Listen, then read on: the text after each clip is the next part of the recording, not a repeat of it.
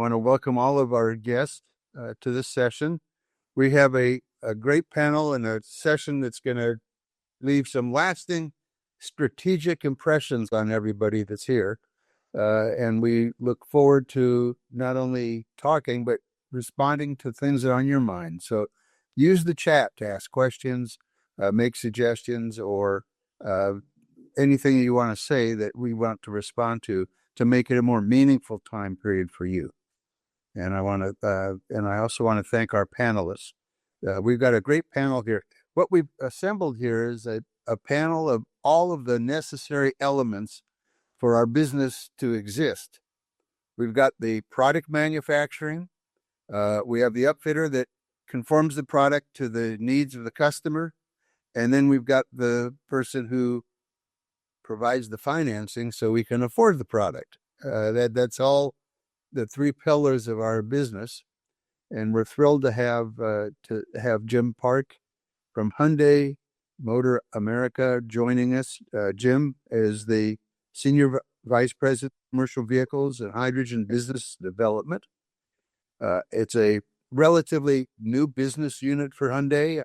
We all know Hyundai is a long-standing car manufacturer. In fact, it's not the oldest, but it started in 1947. Hyundai is now the third largest group manufacturer of automobile vehicles in the world. They do sell a lot of trucks in Asia, Southeast Asia, but not in North America. So it's a mature, large company that has a great product strength, great technology that's entering the market. And we're thrilled to have Jim here to bring us up to date on their view, as well as their view of the commercial business and the future. They sold over 7 million vehicles last year, so maybe Jim will make it 7 million and 100,000 more. And Kirk Mann is here. We know Kirk. He's the EVP, the head of transportation for Mitsubishi HC Capital America. Interesting point that Kirk is too modest to mention.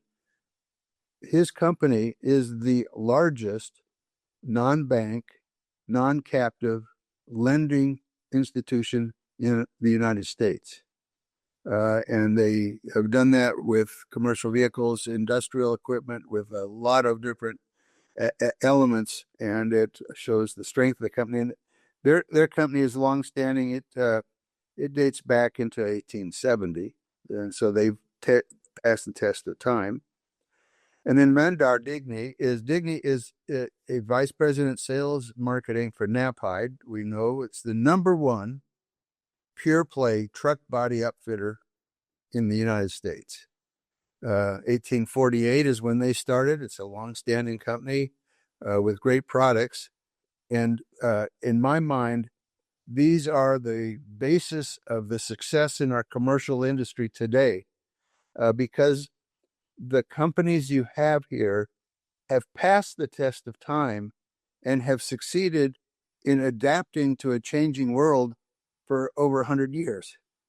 And so the subject today about figuring out how we're going using an intelligent apparatus to manage this process, these companies have done it. And they remake themselves and they use technology.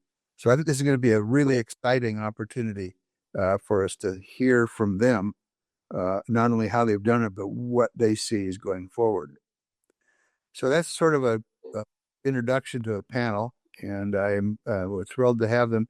And maybe, Jim, you could just start off by giving us a little background on exactly where you are. None of us really know much about where Hyundai commercial vehicles are or where you're going. Just to start to introduce yourself. Yeah. Thank you, Jim, and thank you for those remarks. I'm delighted to be here. Let me first begin with Hyundai and their ambition in commercial vehicles. They've had long time products in, as you mentioned, in other markets globally, but North America. Actually, this is not the first entry. Back in the 90s, they acquired a company at that time called Bearing Truck, and they made a run for a couple of years. and it just was not very sustainable. So they exited the market. Fast forward now 20 years, 20 some more years. Um, there is a high interest and opportunity to enter the market with technology and innovation.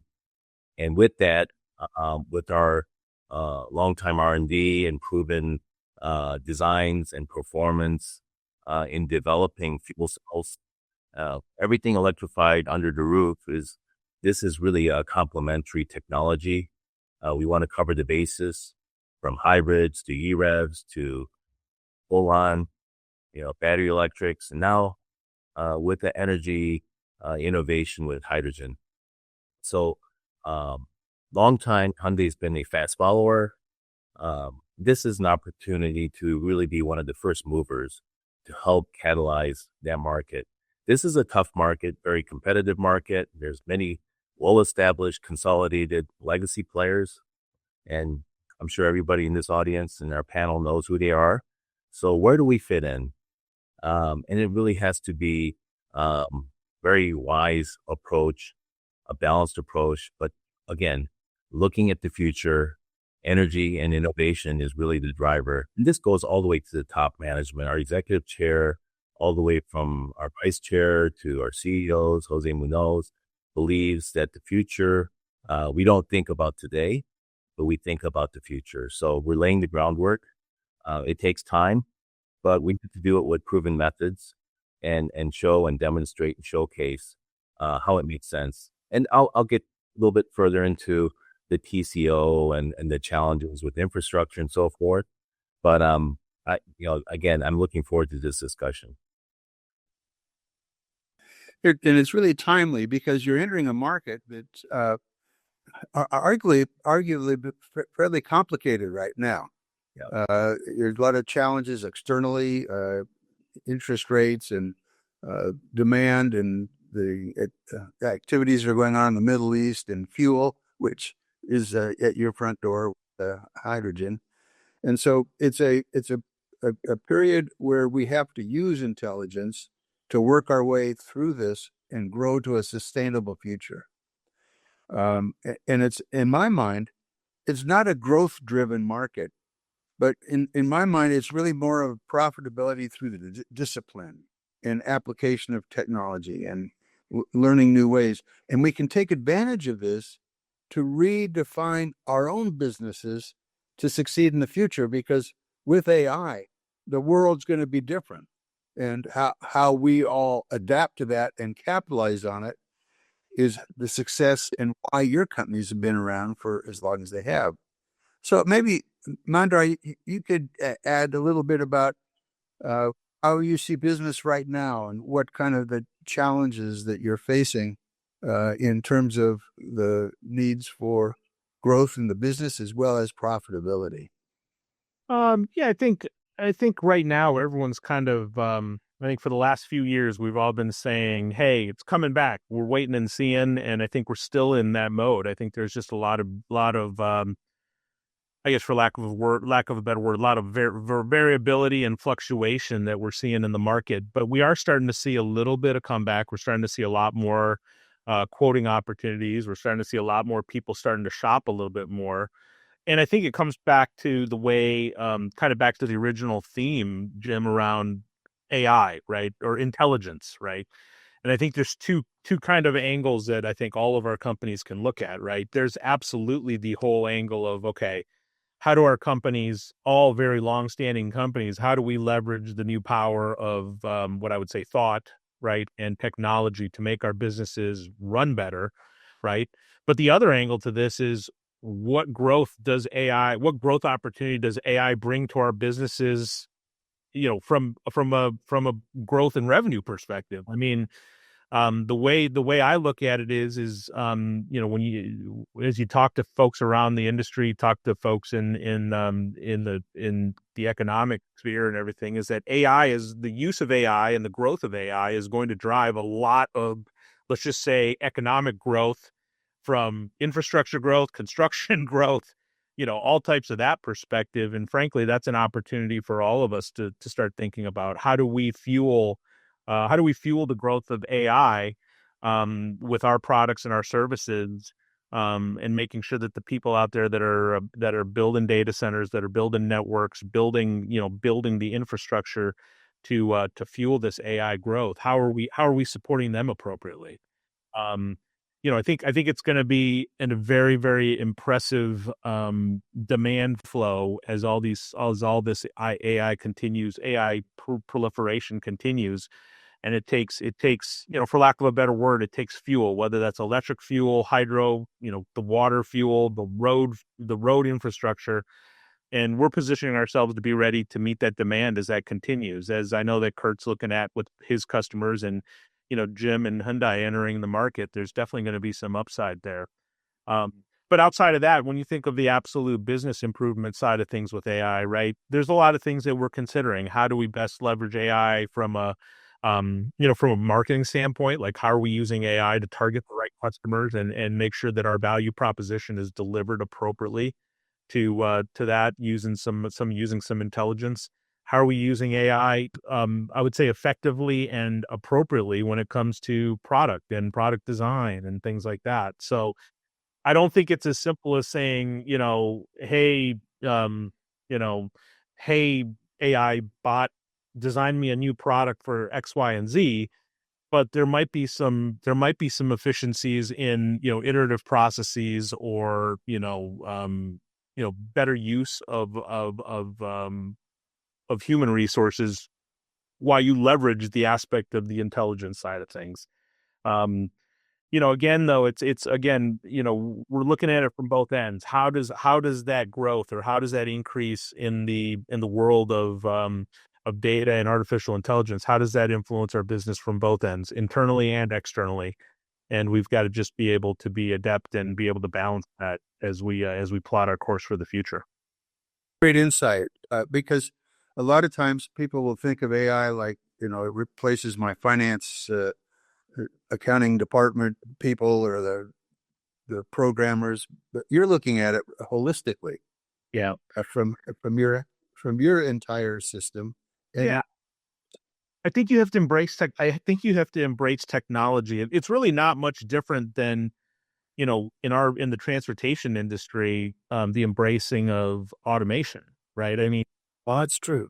I mean, if you think about it, all of us at some point of our careers, or even today, we're embracing and utilizing automation, but that does not replace the need for that intelligent human asset to do things in other areas of business, which then fuels the overall growth of our enterprise, right? So I think it's a balancing act that, if we use the past, lessons from the past as we extract to the future, you've got to embrace it, understand where it can benefit the business, where it can benefit your growth prospects, and then appropriately position and leverage your capabilities to take advantage of that. Right.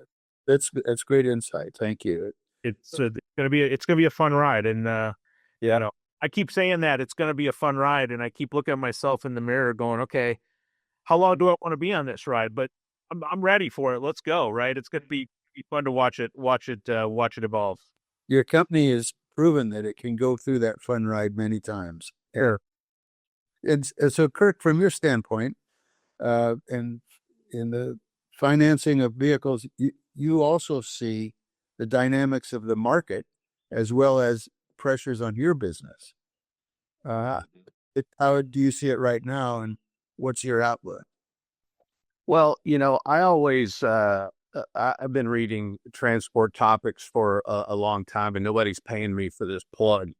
But the headliner here is for March 30th is tonnage here hits 3-year high. And so, we hear a lot of noise, but right now there's something going on in the industrial complex that's requiring a lot of freight to be moved. And that's a good sign. That's a really good sign. I went through the 2001 cycle. I went through the 2009 cycle. We've been through the 2006 cycle, to 2008. and 9, and then leading up to the 2016, 2019 cycles, and then the asset bubble from 21 when everybody wanted to buy a truck. And so there's always a constant thing that has been true over the last 35 years, and that is when things get good in over-the-road freight, the other segments follow. And so I'm really encouraged by that tonnage is up, and also by the fact that load rejections have increased quite a bit, which is potentially a sign that capacity has been constrained a little bit, which is good because price goes up, and that helps customers do well. There's still problems. There are still issues in the market about it. No one is saying things are just really horrible right now, but no one is also saying things are really great. There are signs that improvement is coming. Typically, the over-the-road freight category goes into a cycle, and about 12 months later, the general economy goes into a cycle. We've had some strangeness going on in the last 5 years with, big levels of stimulus coming through the pipe. So it sort of staved off some of the disaster that could have happened. And certainly after COVID, we were a lot of people modifying their accounts, trying to keep them in their equipment. And that was successful because those stimulus dollars came through. So I think from a market standpoint today, we're poised, and Mandar said it, we've been saying this for a while, we're poised for an inflection to the upside. But I think we're better poised today than we were certainly a year ago, no doubt about it. I'm sorry, Mandar, go ahead.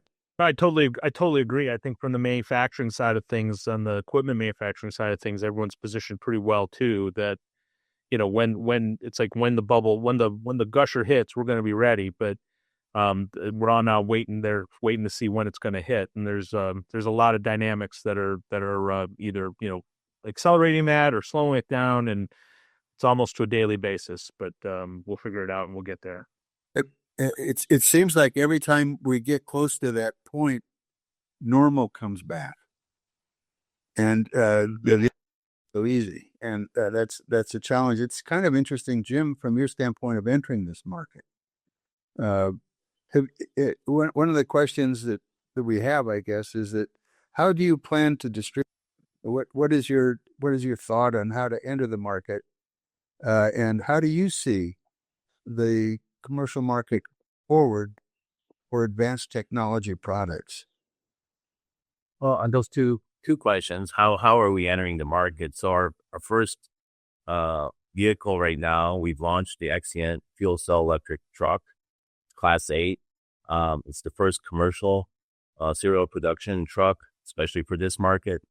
Done a lot of POCs, proof of concept, and deployments. We've received a lot of support federally, but mostly locally here in California, Georgia, and then also our efforts to deploy trucks at ports, because ports are the centers of a lot of pollution and they need clean air.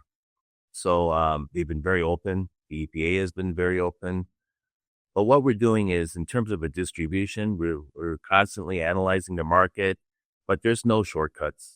This is a very different avenue compared to light duty vehicle sales.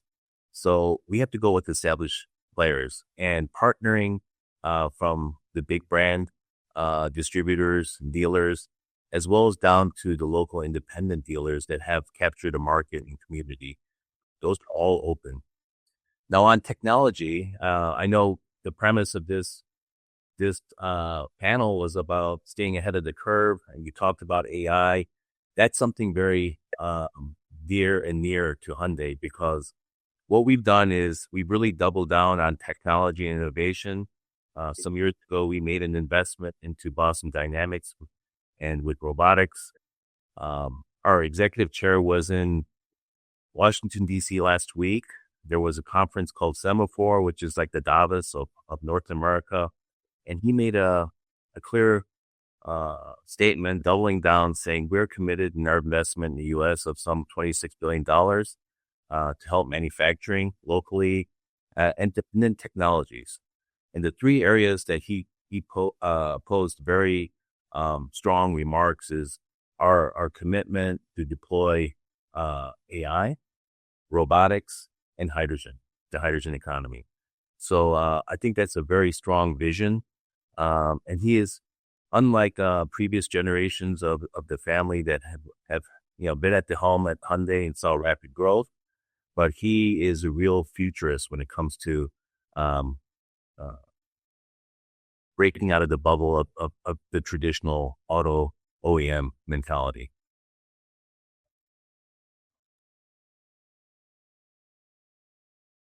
Yes, so that's part of our, I would say, co-development with General Motors. It would begin on various models, but really the platform that's been revealed, I think, and made public is a large van, large commercial van. So this will have different powertrains. It will have hybrid. There'll be full battery electric versions. And then we'll look at, as we build scale and infrastructure, a fuel cell. And then also your retail division is going to have a pickup body on frame, which also leads to the commercial applications for light duty. Yeah. So full size pickup is, again, we've seen many good companies enter that market, outside of the three dominant players. Some have been successful, some have not. We're studying very carefully, but I think it takes time. Our sister brand Kia also has ambitions for a body on frame pickup. They've introduced that in the Korean market, domestic market, and then for export for the global South and the Southeast. But eventually, it will make its way over to North America. Yeah, so that you're the beginning of whatever the adult is going to be 30 years from now. You're growing up in this era of intelligence, and exactly. So the advantage you have is that you don't have the heritage behind you for that. Now, for Knapheide, Mandar, you're in the middle of this with a company that's got storied background and the heritage that you built.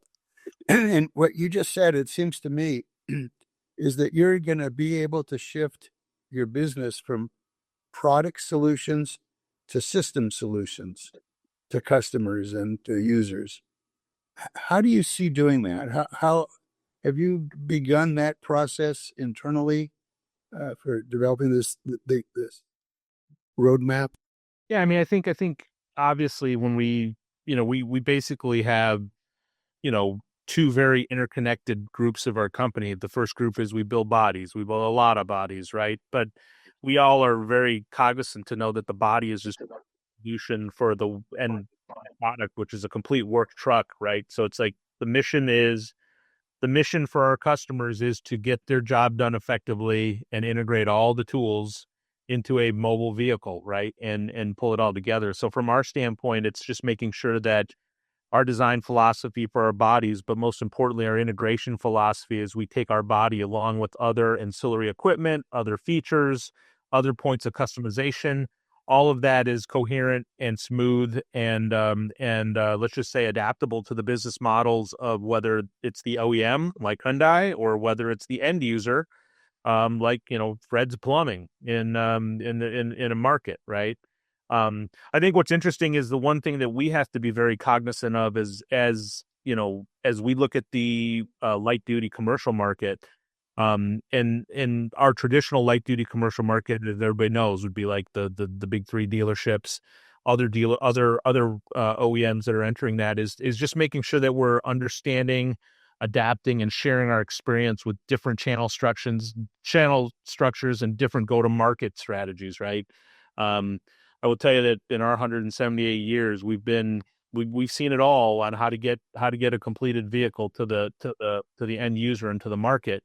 Some work great, some have challenges, and there's a lot of new innovative ways to make it work, right? So we've got to be able to flex and flow appropriately with those right channel structures and the right strategies for the OEMs on how they want to go to market.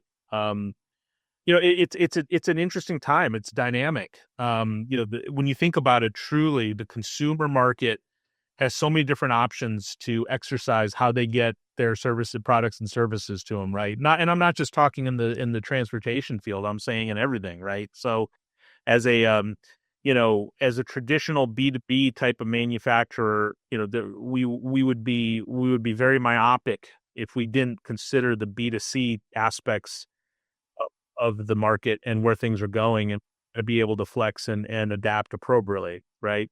Whether it's working with fleet management companies, whether it's working with, OEM dealer channels, whether it's working, dare I say, in some cases, end users that are large enough to support themselves. There's a lot of interesting dynamics and a lot of, dare I say, sometimes blind spots that we've got to be aware of and make sure that we're treading lightly. You don't want to step in a puddle while you're doing this. You got to just make sure you're, and the challenge there is not the variety in the channels or the approaches to market. It's being diligent enough to protect your brand and your premise and what you represent to the market while adapting to all those different ways of getting to the end of the market, right? And therein lies my challenge on a daily basis is, are we doing that appropriately? And are we making the right decisions to extract that and making sure that our brand promise is projected appropriately through those channels? So it's, technology, it's a simple question. It's like, okay, I talk to I like to relate my business life sometimes to my personal life. And I've got, 3 boys. I got an 18-year-old who's graduating and going to college soon. And, I ask him, how do you use AI every day? And it's like, what are you talking about, Papa? Why are you being so is the word. It's the word. I get it. But it's true. I mean, it's like, he's like, he's like, hey, we're the guys and I we're thinking about going to see the Cardinal play this weekend. And it's simple as going onto the, hey Siri, tell me how to get tickets for the Cardinals game. That's AI, right? And I'm sure there's somebody out there going, hey Siri, tell me how I best get a upfitted work truck. Yeah.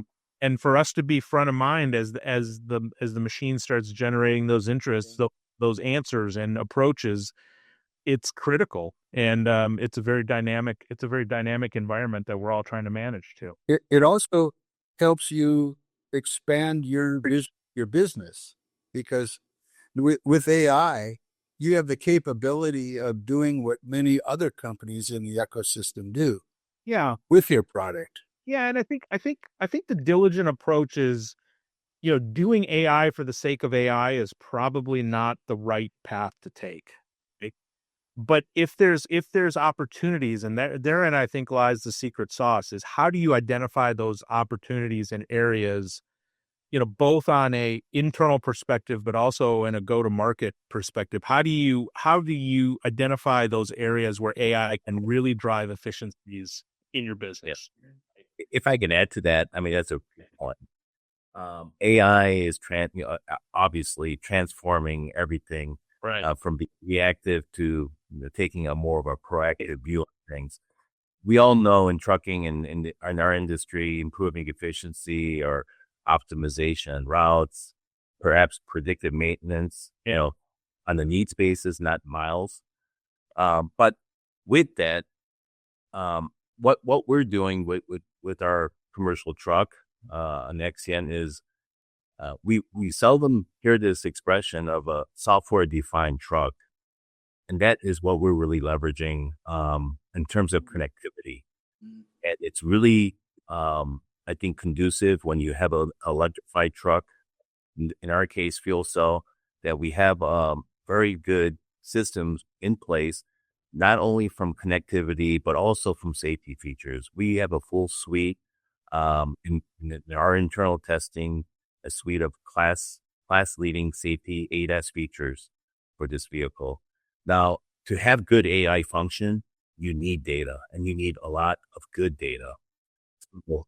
That's what's gonna, I think, help in the industry is having more connectivity, getting the data, and the rules will evolve. I think it will just reinforce the driver support. And then I'll touch on the next subject. What we're really looking to, especially on the long range hauls and routes that are very repetitive, is autonomy, and AI and autonomy is very well linked. And I think it could be quicker catalyzed in the trucking industry as opposed to light duty passenger vehicles. Yeah, I think just to piggyback off of what Jim said, I could not agree with him more. I mean, at the end of the day, what we touch and what we upfit are quote unquote incomplete vehicles, right? And there's a vehicle that we receive from an OEM that, of course, what Jim said is right. They got all the ADAS features, they got all the smarts and everything, and now we're putting something on the back to create that complete solution, right? Whether it's a Knapheide body with a crane, with a compressor, with whatever. And how that information is, number one, collected, how it's synthesized, and then what is it used for is a very important piece of information, right? Predictive maintenance is is something that's important, right? It might be, all right, how many times is the crane that you've upfitted, how many times is it cycling? Does it need, filter changes? Is there something that needs to be done there? And I don't profess to be the techno geek anymore, but there's some really interesting perspectives when it comes to vehicle architecture, how things interface with it, and then what is that data going to be used for, right? I mean, it's great. Like, I want to know how many times that door is being opened on a service body. Okay, my first question is okay, what are you going to do with that information? Because it's going to cost something to collect that information, right? That it's going to cost something to do something with that information once you've collected it. Okay, now what? What is the value proposition of that intelligence? What does it do to improve the cost of ownership for the end user, and how does that come into play?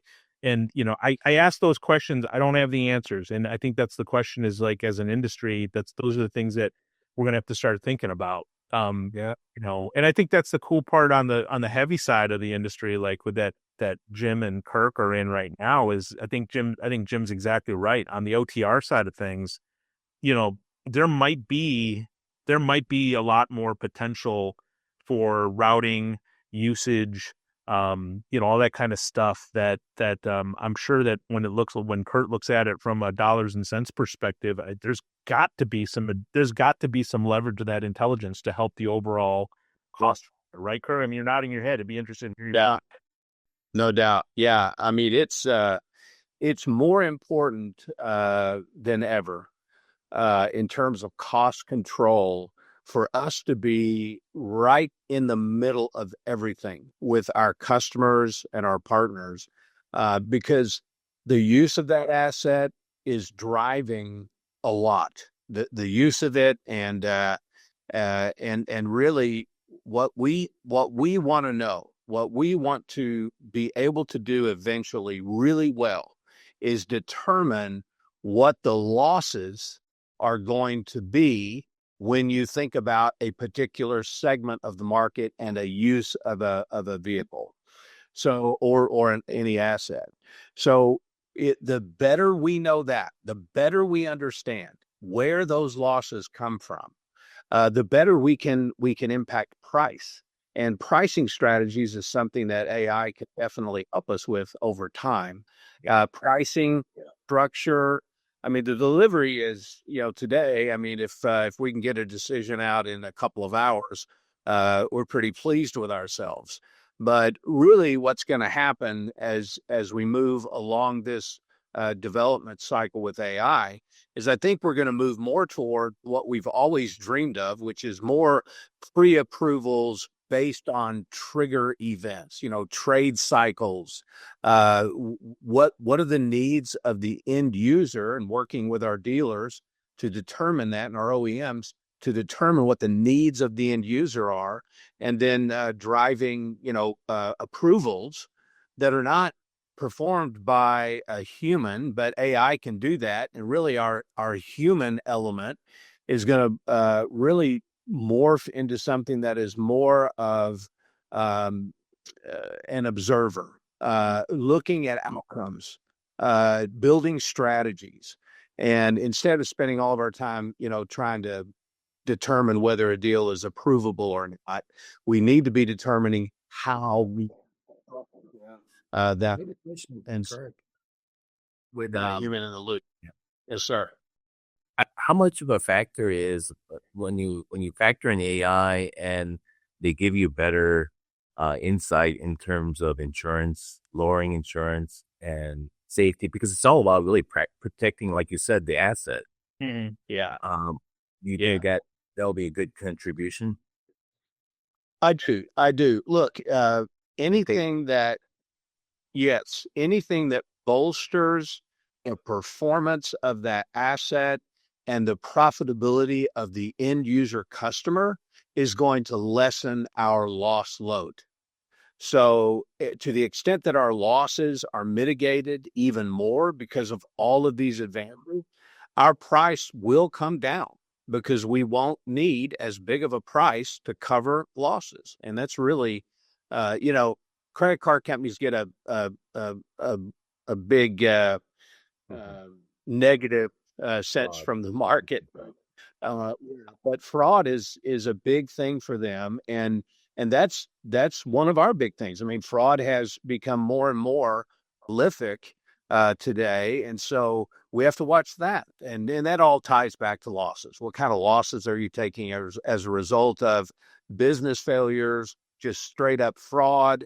What's causing those losses? And so, yes, anything that AI can do to help us become more safe, our customers more safe and more confident.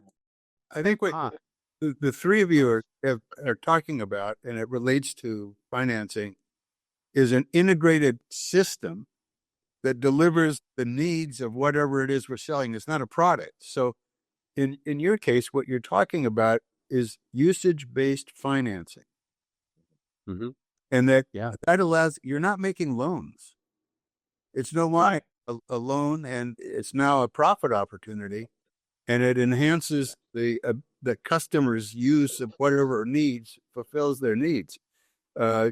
Jim is going to make a product that provides the technology as a software-defined vehicle, integrated with Mandar and the upfit and the use of it, and the use of the vehicle. A heavily used commercial vehicle probably deserves a higher cost and higher financing charge, and probably will have more depreciation than a lightly used vehicle, or how it's used. And so the use-based element for developing the product, upfitting it, and financing it is what's enabled with intelligence. And it creates where the three of you are all working together for one customer. But are there models like that today? I mean, again, I don't get into the financing of stuff, but I mean, if you really think about it, isn't that like it's like maybe it's like a 24-hour lease. How long what did you use it for? And, I mean, it's like a rental market almost. But again, I'm at those avenues as well, pay per use, especially with the new technology vehicle. Because our challenge, I can use Kirk's help and wisdom here, is it's difficult to set residual value on a fuel cell electric truck. There's no basis, no history. So you straight line to zero, and then you just do a pay per use. We have to get the scale and experience, but we have many millions of miles over the road with this truck. But isn't there a crossing of lines? Like, I mean, isn't there where the cost of capital versus, the cost of the paper versus the daily cost rate? I mean, with that fluctuation, I mean, that's hard to predict and hard to hold into, right? I mean, I don't know, I'm just thinking that. I mean, we have nuggets. I mean, our, after sales service maintenance costs potentially anywhere from 30 to 50% lower than the equivalent diesel truck. But again, people don't have a feel for the second life. And those all play into the residual value. Yeah. Interested. It does. To answer your question, Mandar, you're right. Your statement of, are we already doing that? Yes, we are. We're doing it based on miles. We do mileage and miles, but that's not enough. It's not enough. To get a little more sophisticated, we need to know a lot more so that we can actually match usage and the way it is used, not just the amount of miles, but the way it is used with telematics. I mean, how's the driver behavior? How does that impact valuation road? Because these systems that Jim is talking about are measuring, some companies have systems that measure really the health of that asset after a not just based on miles. So there's a lot more that we can do. And Jim Park, if I could I could have already solved or if I had the silver bullet or evaluate on new technology equipment, I would have put it out there. We don't, Mandar. So let me ask the question, because now you guys are now my brain is like, it's going like it's kind of rolling, right? So let's think of it this way, right? So I'm buying a tractor, okay? I'm buying a trailer, okay? And I'm buying, let's say, a reefer unit on that trailer, right? Three very, let's just say, three very distinct systems that are kind of tied together by maybe a financial arrangement. Okay. Mm-hmm. So are you guys saying Yep. that by taking the discrete data the discrete data of what the trailer's telling you, what the reefer's telling you, and what the tractor's telling you, you guys think that there's potentially a blended type of, okay, so here's a cost for that. Absolutely. Yeah. Yeah. Yeah, Yeah. absolutely. But it can fit the customer's needs and business situation better than just going and picking out the same vehicle that everybody else is buying at the same time for the same price. Yeah. It depends on how they're going to use it. And what's the useful life, Jim, of one of these trucks? Right now it's short up diesel. Diesel, you'll have to go through the maintenance and so forth, but I would say 300,000 miles right now until you need some replacement of fuel cells. But those are increasing with new materials and again, just improvements. We're on a Gen 2 stack right now, but we're very close to the Gen 3 stack, which will have higher durability and performance. And those will bring down costs. And it soon will be, I would say within the next 5 to 10 years, equivalent to a 10-year type of, beauty as a diesel. I see in answer your question about your residual values, because you're obsoleting the product that you're selling today because of the technological development. Yeah. That's part of the cost. And so the residual value is probably going to be absorbed more. Oh, look what's happening now with EVs. All these EVs that were leased. I don't know. Kirk, do you have exposure to some of these losses on these EV leases? Well, we certainly have exposure losses on some of the new technology players out there. We have, for the most part, they've all been able to get them working, but we have had one very negative experience there. But yeah, in terms of residuals, Jim, keep in mind, we have a lender, sister lender in the UK. It's Mitsubishi HC UK.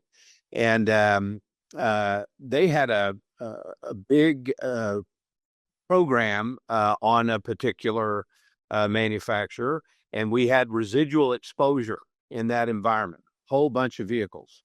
And just before the residual time came, the manufacturer cut the price of their vehicles, so you could buy a new vehicle and not have to worry about that residual. So our valuation on those residuals became very high.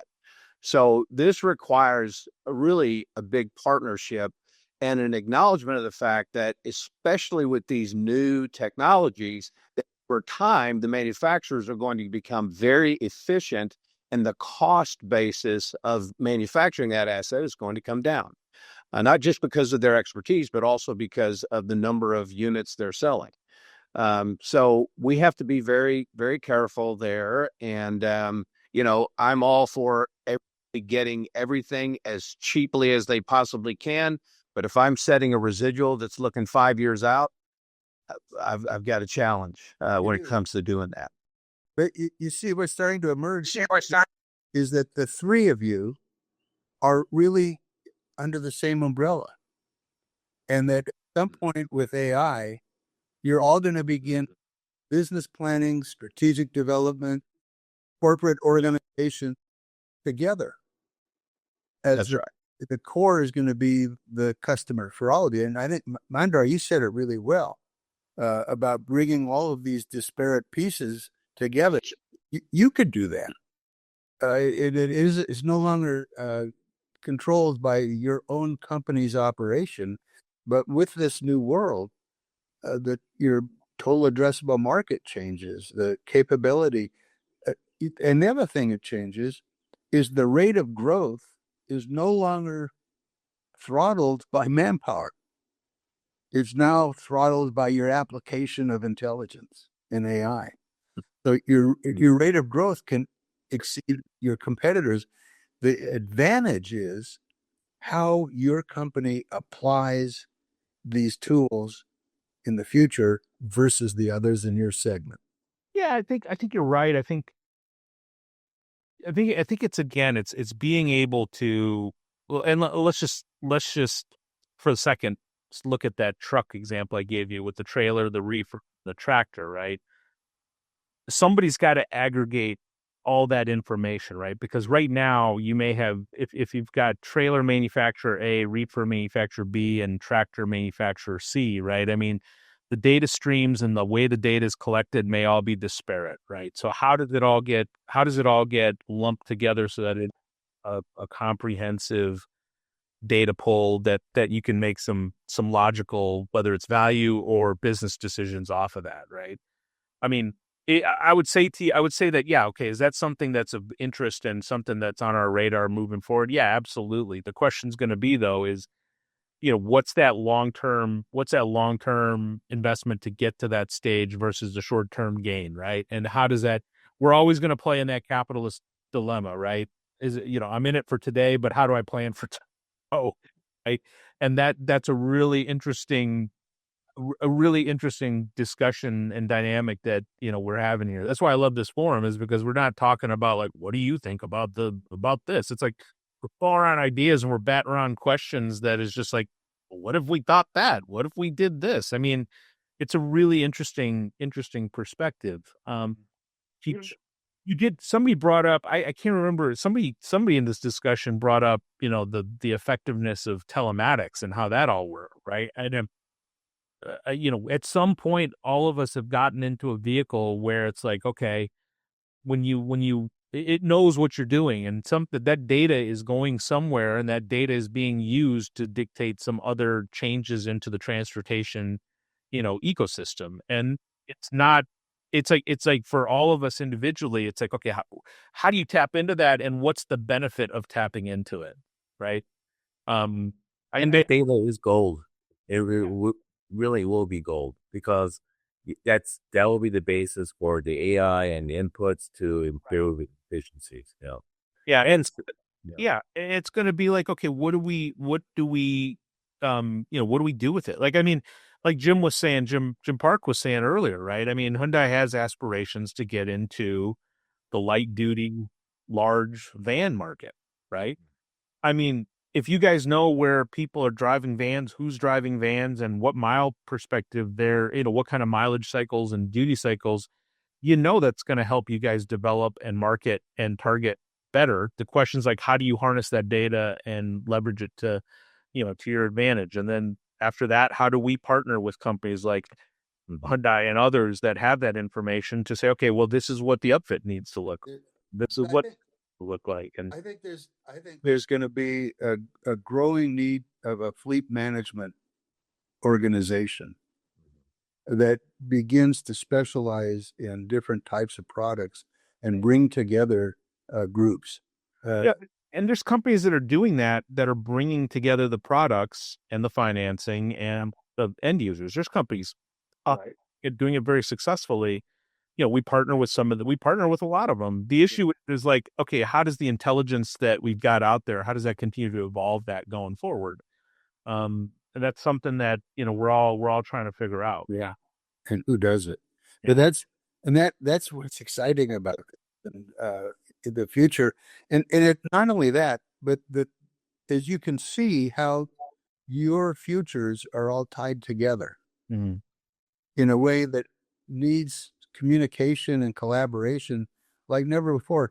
Like the van, like as Jim develops this van, he needs to be integrated with how they're upfit and their uses. I always use this example, and I think I've kind of created a stigma around me because of this, is because for the last few years, I've always gotten the question, what's Knapheide going to do about electric vehicles? Okay. And my general answer to that has been pretty simple. I really don't care what fuel source is moving that truck. I just need to know hard points so I can design a body that meets the need of what the end use needs to be. It could be gas, electric, hybrid. Heck, you could run it on my famous lines. You could run it on unicorn tiers for all that matters. But I need to know, what do I need to build and how do I need to upfit it? And then the use goes from there, right? And just think about it. I mean, if you think about the last 18 to 24 months, I would say less than that, the last 12 to 18 months, think about the radical shift in powertrain strategies we're seeing in this industry. That's right. It's absolutely mind-boggling how the industry has just absolutely flip-flopped. And then people are like, well, what are you guys doing about that? Well, we're staying close to the OEMs. We understand what their design philosophies are. We're aligning our design philosophies with them, but the frame points are staying the same. Everything's being good. We've got the investment that's flexible and can work with it, and it's again, it's just, I think the key is like, who holds that control point of all that, and how are they using that to collaborate through the industry, and move from there. And that's going to be interesting. And Jim actually said it, just one last thing, and I'll stop talking. Jim actually said it earlier. He used the word ADAS, right?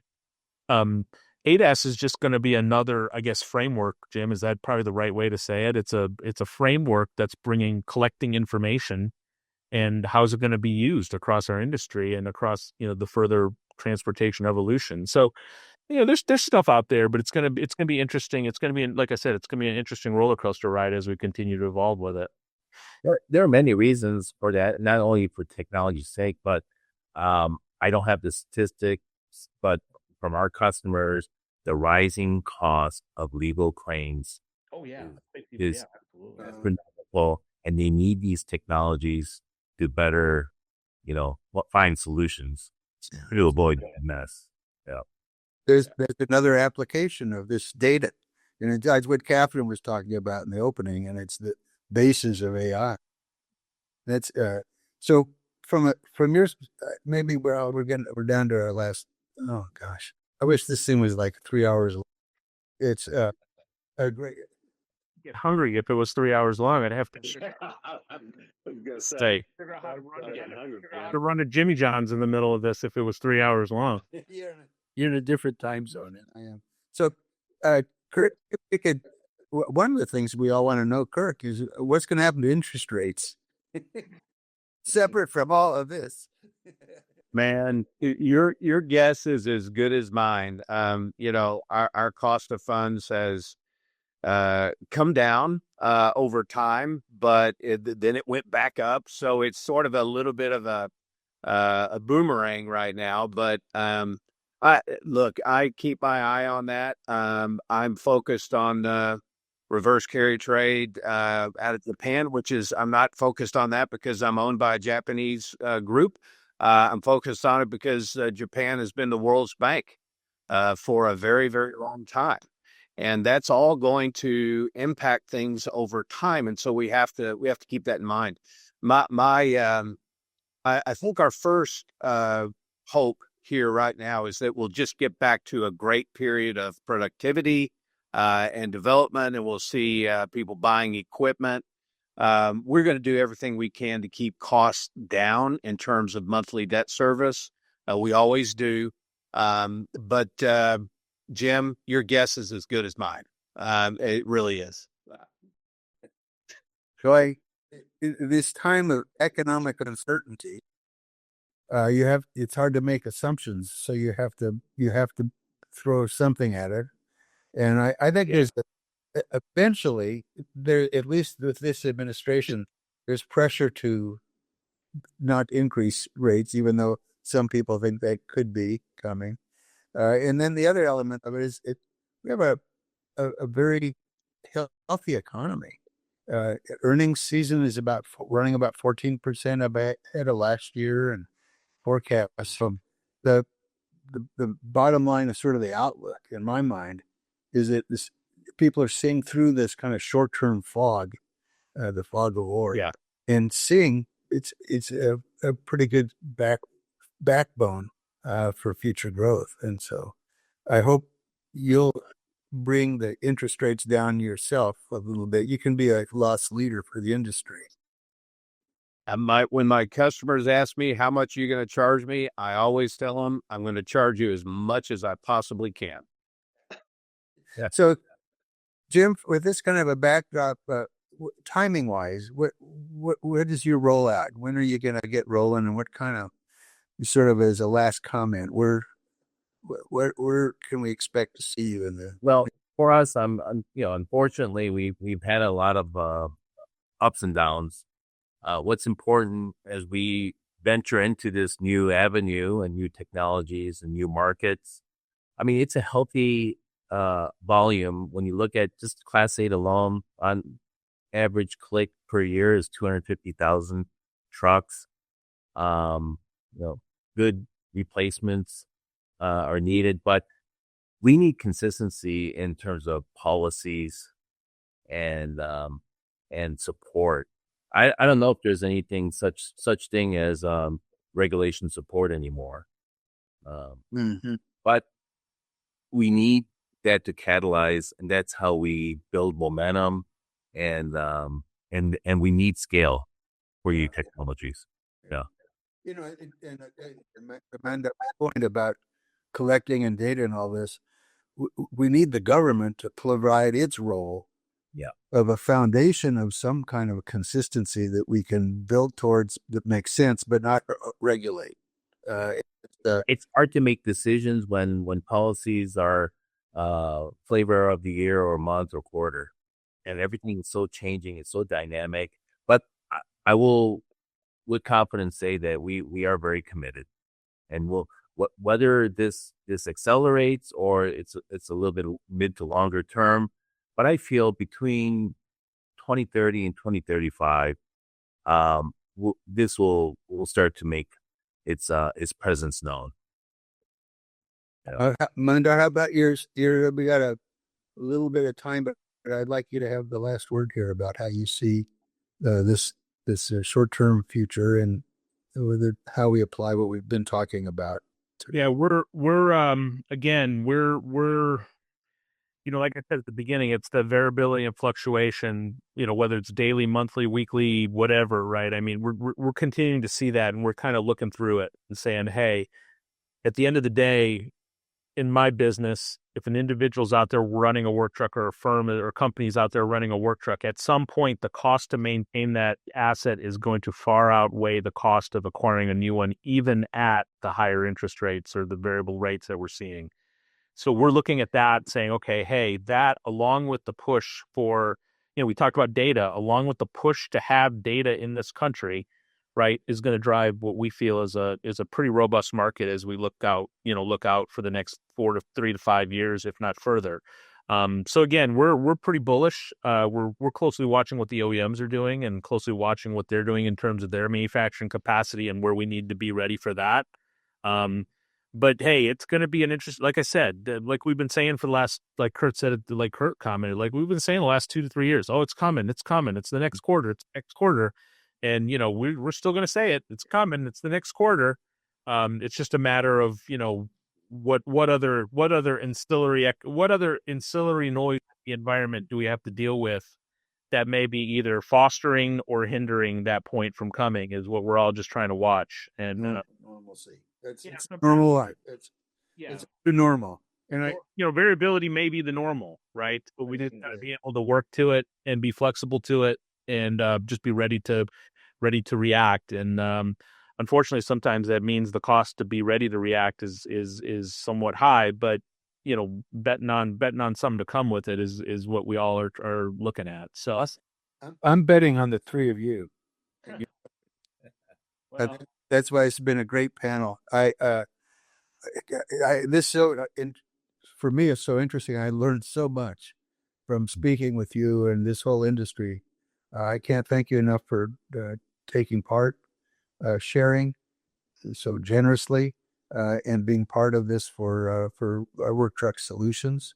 From our standpoint, our new CRM is coming out with intelligence. We're going to try to be the depository for the data and using the data for the customers, and that you're part of our ecosystem. And so I want to thank you for thank the company, and I hope maybe we can put this together. We should go on the road, and we could probably charge for admission.